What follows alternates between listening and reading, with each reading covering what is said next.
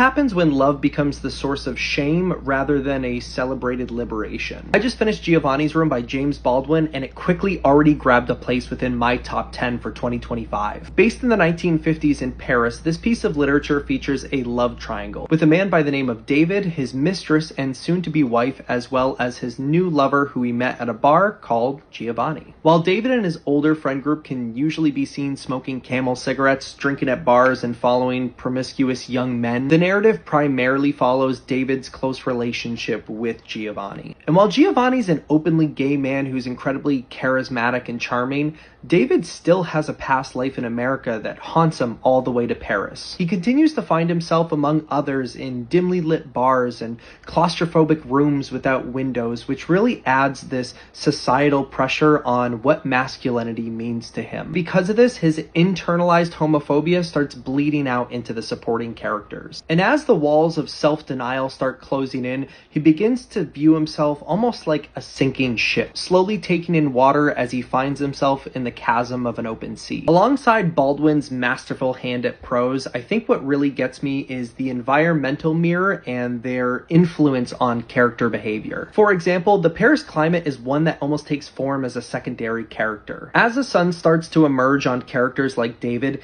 the heat almost becomes a catalyst, a force to push his actions further down into the unique conclusion. I think this one was a fucking masterpiece. I mean, it's an easy 5 stars for me. I think it's an absolute must read for everyone. So if you're looking for that niche classic literary fiction on your TBR, think about adding Giovanni's Room.